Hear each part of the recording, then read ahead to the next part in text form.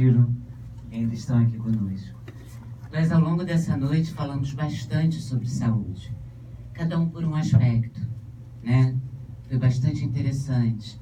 Breno falou da saúde na educação, Rayan lembrou dos medicamentos, saúde no lazer, vamos para Sidney, saúde econômica, financeira, HIV, gestão de pessoas, saúde pública com Michele, a história.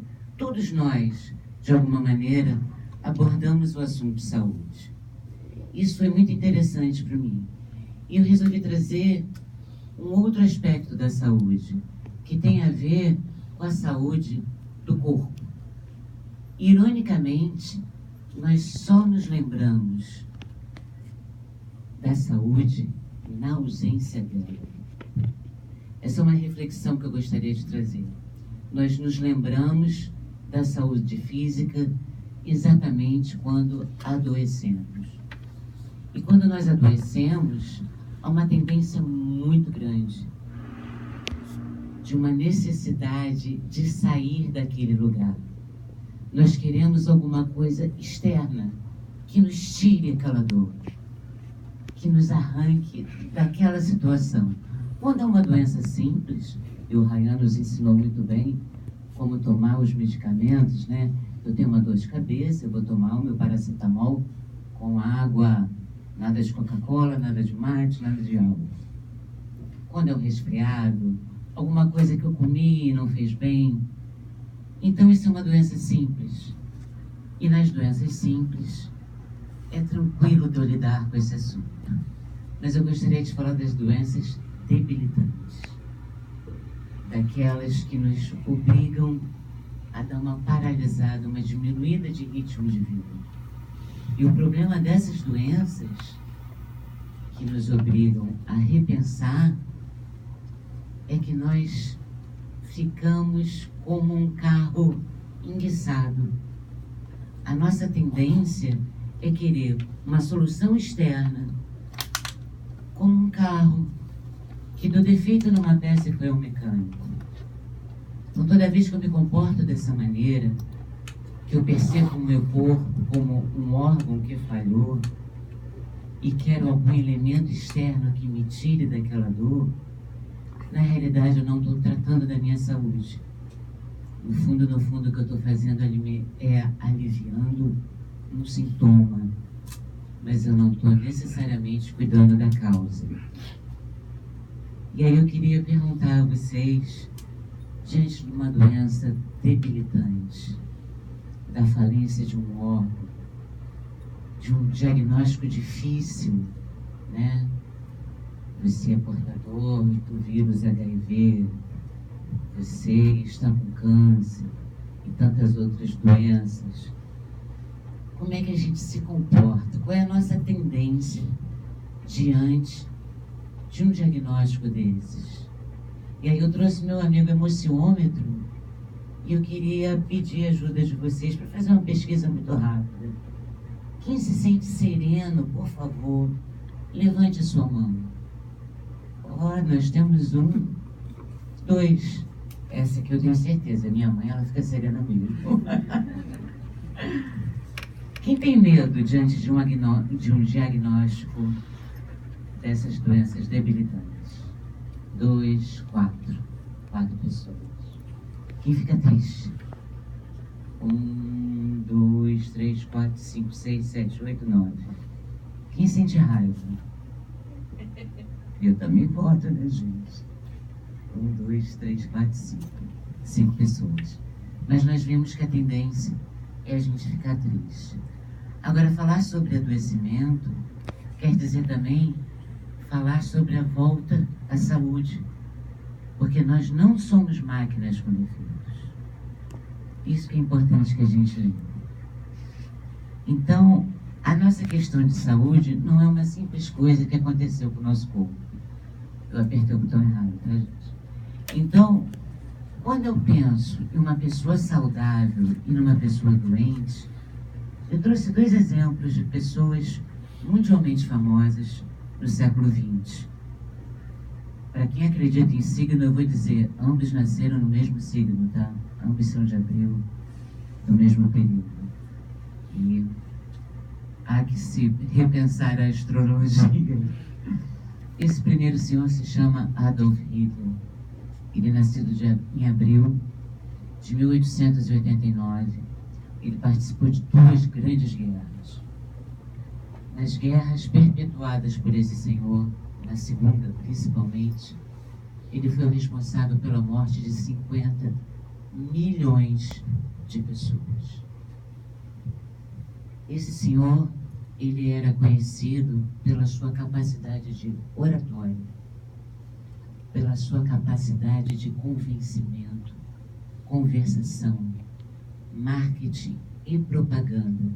Imaginem um período da história onde o máximo da tecnologia que nós tínhamos eram rádios de ondas curtas, e este senhor conseguiu, com o seu poder de fala, convencer basicamente o mundo inteiro de sua ideologia.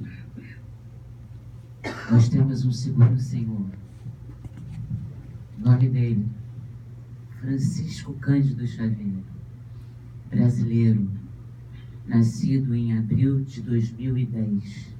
2010? 1910, perdão, obrigado. 1910, é o ano do Botafogo também, tá? Saudações alvinegras. Francisco Cândido Xavier nasceu em 1910. Esse homem tem um corpo físico profundamente doente. Ele começou a trabalhar ainda criança para ajudar o seu pai viúvo a criar as suas coleções de irmãos, 7 ou 10 mais ou menos, irmãos que ele tinha. Um corpo físico profundamente doente. Problemas na próstata, pulmão, coração, cegueira em um dos olhos, o outro olho que funcionava, ele era torto. E ele, no seu trabalho diário, ele era escrivão da prefeitura, no seu trabalho diário, os olhos dele sangravam. Esse homem é considerado profundamente doente do corpo. Ele escreveu mais de 400 livros. Seus livros são traduzidos em todas as línguas conhecidas. E este homem, considerado pela medicina um homem extremamente doente, fez da sua voz, do seu poder de comunicação, da sua fala, consolo, alegria, amor, misericórdia e compaixão. Diante destes homens profundamente famosos no século XX e que impactaram o mundo inteiro com suas existências, eu gostaria de perguntar mais uma vez a vocês: como é que a gente se sente ao saber que o nosso corpo está doente? Vou novamente usar o nosso emociômetro, porque comparando Adolf Hitler e Francisco Cândido Xavier, nós compreendemos que saúde é uma coisa que está muito além do corpo. É uma condição da nossa alma, da nossa mente, dos nossos sentimentos. Então, sabendo disso, que eu posso ser um doente saudável ou um saudável doente, eu gostaria de perguntar novamente: quem é que se sente sereno diante de um diagnóstico de uma doença? Por favor, levante a mão. Olha, nossa estatística está aumentando. Tivemos 5 pessoas. Quem sente medo? 2. Quem fica triste? 4. Quem sente raiva? 3, 4. Depois a gente conversa. Mas isso é normal, tá? Porque a gente tem realmente uma dificuldade em compreender. O nosso corpo, ele é profundamente inteligente. E ele faz absolutamente tudo o que está ao alcance dele para nos proteger. Então, diante da doença, é preciso que a gente se lembre, número 1, Ele me deu todas as dicas. A cada mal-estar, a cada dor de cabeça, a cada emoção fora de equilíbrio, a cada equívoco meu, eu senti no meu corpo algum lugar que me doeu. Eu, por exemplo, tenho dor de cabeça. Eu, quando saio da linha, às vezes sou meio nervosinha, eu tenho crise de enxaqueca. Então, meu corpo está me avisando: Suzane Ralfão, minha filha, você saiu da linha. O cabeção está estourando. Para que a gente possa entender a saúde de forma integral, é necessário que aquilo que eu sei, que eu já compreendo, esteja em harmonia com aquilo que eu sinto. Uma coisa é eu compreender na área do raciocínio, da mente, né? Ah, tá bom, então os meus sentimentos, minha forma de viver, meus pensamentos influem no mundo, influem no meu corpo físico. Ok. Outra coisa é eu vivenciar isso, trazer isso para o meu cotidiano, para o meu olhar, para o meu companheiro, no trânsito, na escola, na família. Não é fácil. Não existe receita, isso não é bolo, né? Então, o que acontece com a gente? A dor nos convoca a repensar. Esse é o grande alerta que o nosso corpo dá. Assim como o painel de um carro. Quem tem carro aqui sabe que a gente está andando, volta e meia acende uma luz no painel, a luzinha vermelha do óleo pisca, e a gente fala assim: ah, depois eu vejo isso. E a gente continua andando com o carro. Até que vai ter uma hora que esse carro vai pegar de vez. Claro que no Rebouças, com todo mundo buzinando, e a gente com alerta pedindo desculpa, eu não sabia. E é mentira o que a gente sabia. Então, nós não somos uma máquina.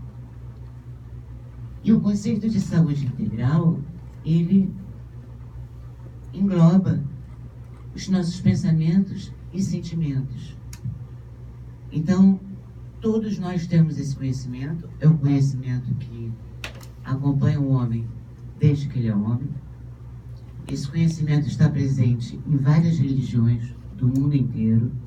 Buda falou sobre isso, Moisés, Jesus, Krishna, Madre Teresa, filósofos, cientistas, neurolinguistas, neurocientistas. Isso não é uma novidade.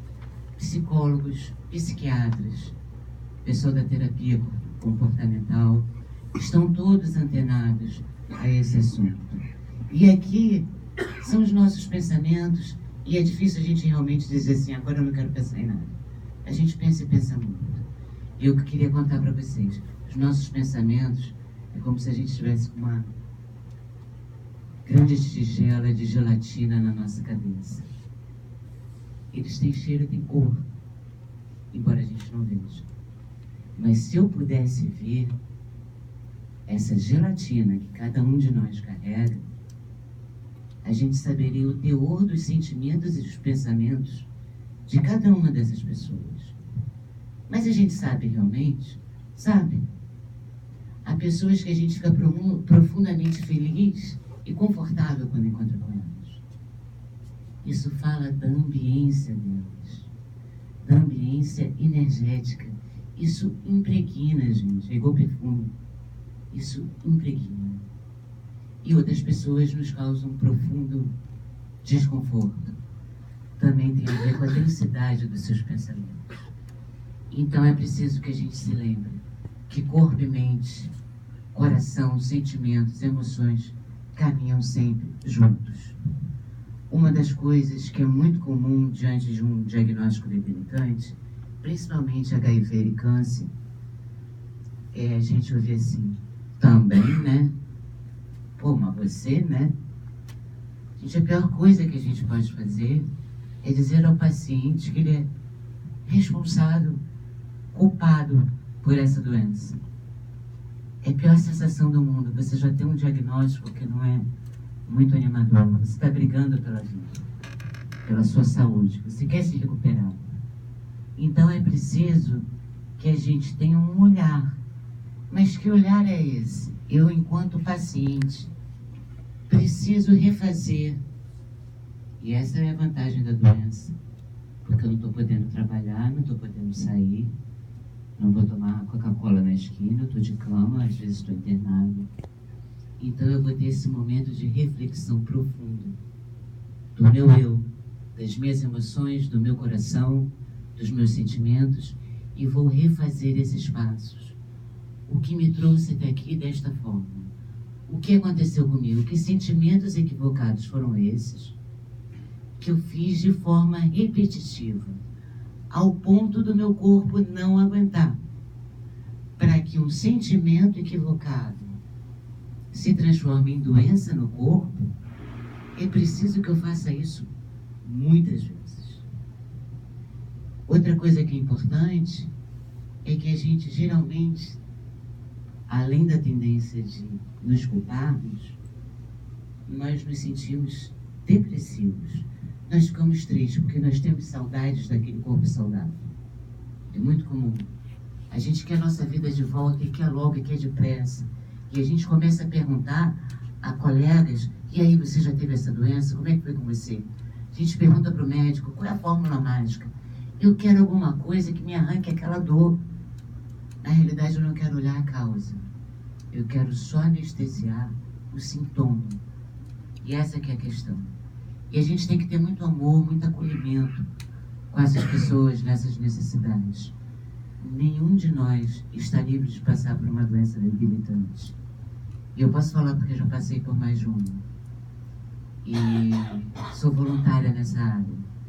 Então é um assunto que eu tenho um bom conhecimento, tanto como paciente, como alguém que acolhe pessoas nessa situação.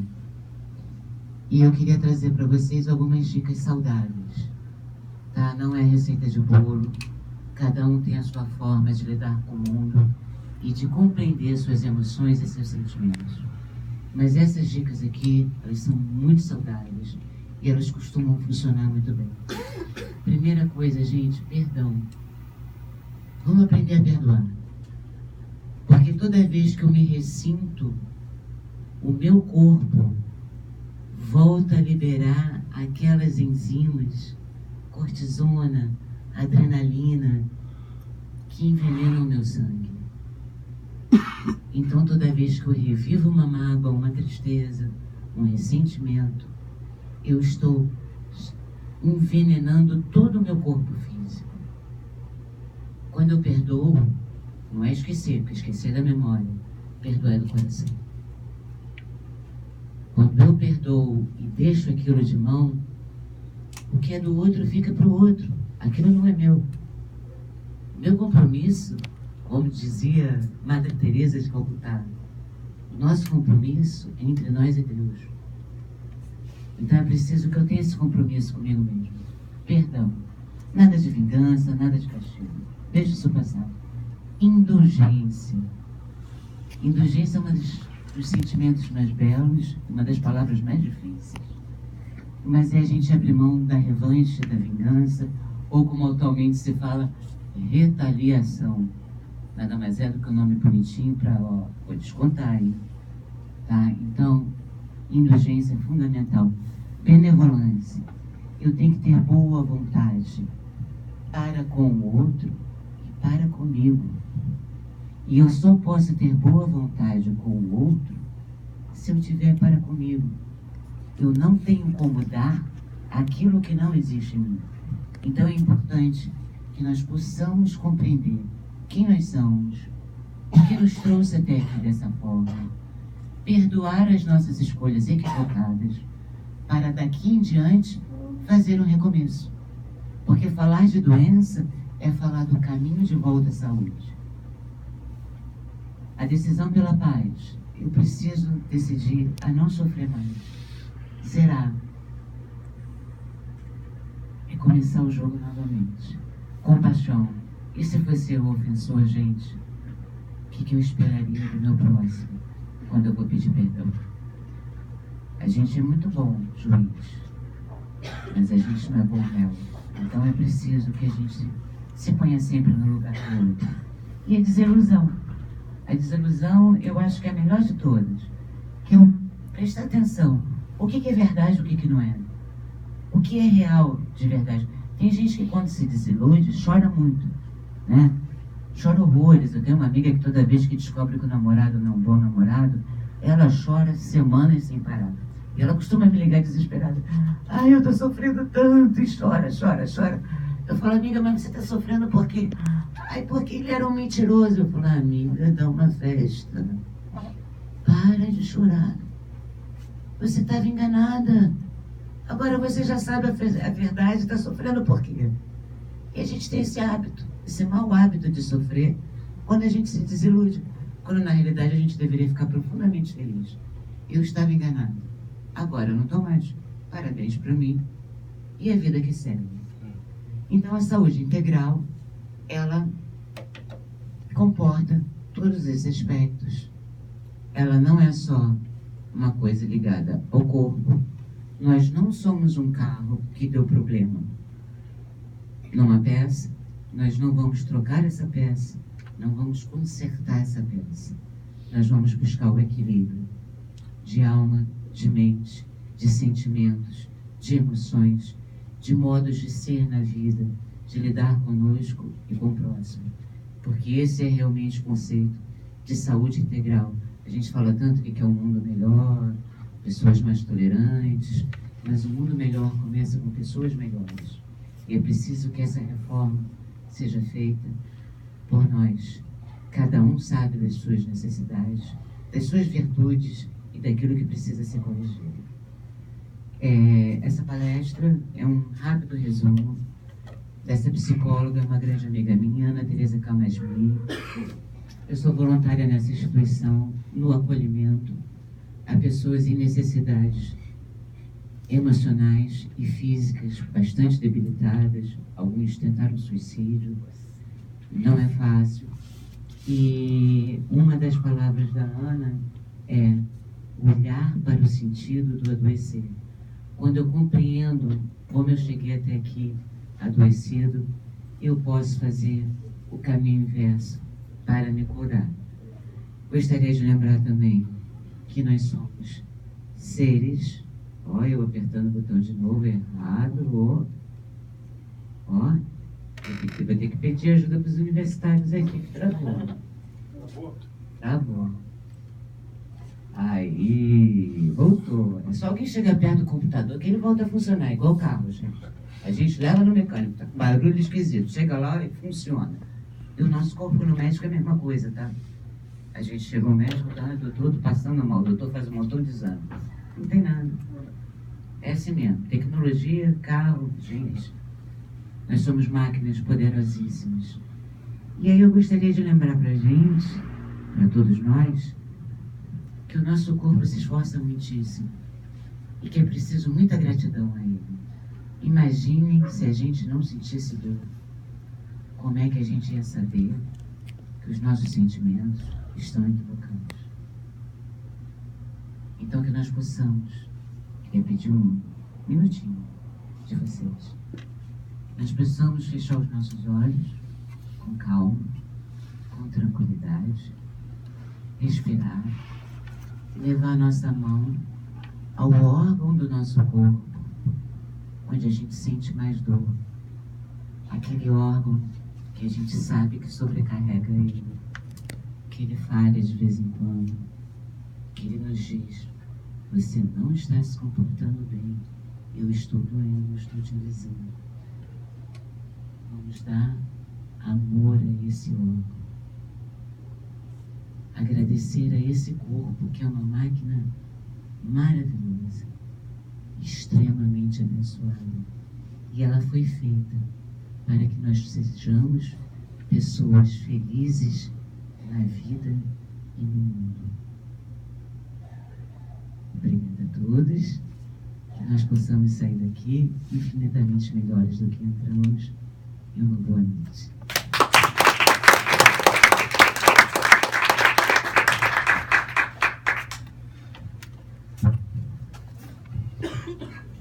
Obrigado.